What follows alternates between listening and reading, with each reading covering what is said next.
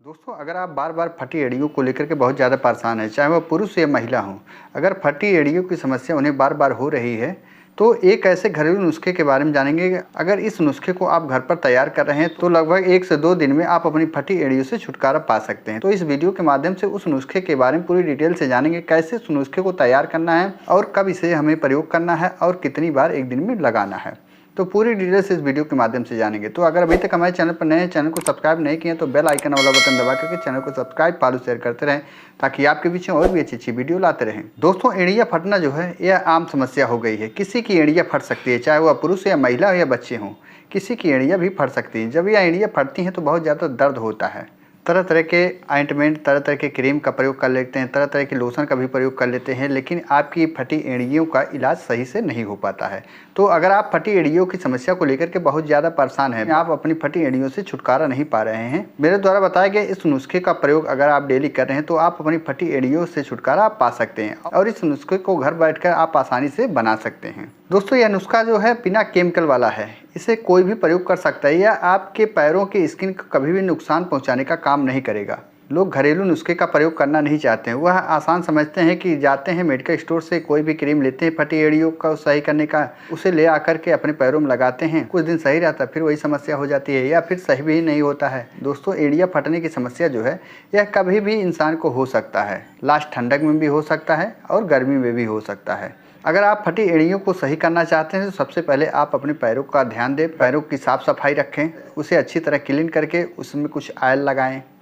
जैसे आप नारियल का ऑयल भी लगा सकते हैं, एलोवेरा जेल भी लगा सकते हैं, वैसलीन लगा सकते हैं। इस तरह के कुछ घरेलू नुस्खा का प्रयोग करके आप फटी एड़ियों से बच सकते हैं। चलिए अब जानते हैं कि कौन से घरेलू नुस्खे का प्रयोग करके हम अपनी फटी एड़ियों से छुटकारा पा सकते हैं। दोस्तों, सबसे पहले आपको एक कैंडल लेना है। कैंडल आप कोई भी ले सकते हैं, चाहे वह कलर वाला हो या बिना कलर वाला हो।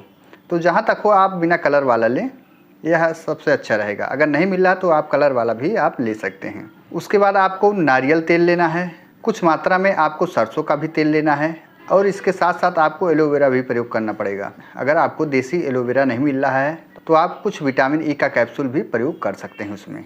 चलिए अब जानते हैं कि कितने कितने क्वांटिटी में हमें इसका प्रयोग करना है। दोस्तों, इस नुस्खे को आप जितने क्वांटिटी में बना के रखना चाहते हैं उतने क्वांटिटी में आप बना सकते हैं।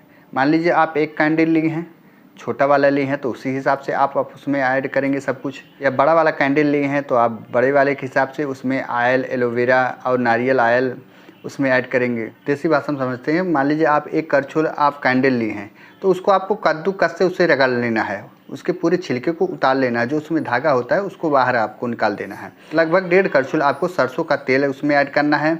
उसके बाद 1 करछुल आपको लगभग नारियल तेल ऐड करना है। उसके बाद आपको उसमें एलोवेरा भी ऐड करना है।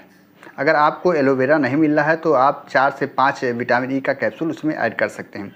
यह जब आप नुस्खा तैयार कर ले उसके बाद आपको एक कटोरी में आपको रख लेना है। उसके बाद आपको गैस पे रख देना है। उस नुस्खे को आप पिघल जाने दें। जब यह नुस्खा पूरी तरह से पिघल जाए तो उसको आप गैस से बाहर उतार लें और जब यह हल्का गुनगुना हो जाए तो आप किसी भी बॉक्स में आप इसको पूरा पलट लें। पलटने के बाद उसे आप तब तक चलाएं जब तक यह वैसलीन का रूप ना ले ले, जब तक यह जमने ना लगे तब तक उसे आप अच्छी तरह उसको मिक्स करते रहें। अगर आप इसको नहीं चलाएंगे या उसको आप मिक्स नहीं करेंगे तो आपका ऑयल जो है वह अलग हो जाएगा और इसमें जो आप मटेरियल डाले हैं वो अलग हो जाएगा। उसे तब तक चलाएं जब तक यह पूरी तरह एक में मिक्स होकर के जमने ना लगे। और इस नुस्खे को बनाने के बाद अपने पैरों को आप अच्छी तरह क्लीन कर लें।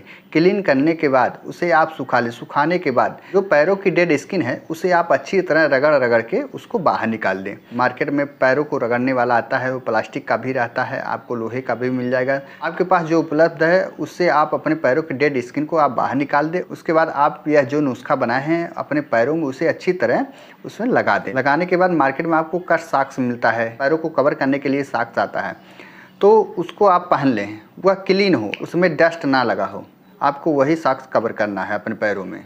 अब इसको हमें लगा कर कितनी देर छोड़ना है। अगर आप रात में यूज कर रही हैं तो उस नुस्खे को सुबह तक लगे रहने दें और सुबह लगा रही हैं तो कम से कम 2 से 3 घंटे तक या शाम तक आप उसे लगे रहने दें और अपने पैरों को जो कट सॉक्स लिए हैं उससे आप कवर कर रहे हैं, ताकि आपके पैरों में जो दरार है उसमें डस्ट ना घुसे। क्योंकि अगर यह घरेलू नुस्खे को आप लगा रहे हैं तो मान लीजिए आपके घर में धूल है, मिट्टी है, तो वह जा कर के उससे चिपक जाएगा क्योंकि यह ऑयली रहेगा, तो जिससे आपका पैर और भी ख़राब होने का चांस रहेगा। तो इसलिए आप अपने पैरों को कवर किए रहें जब इस नुस्खे का प्रयोग करें।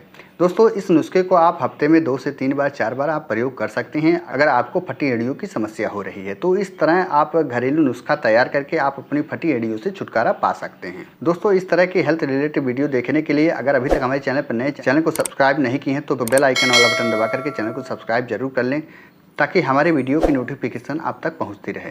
देर ना करते वीडियो को ही विराम देते हैं। जय हिंद, जय भारत।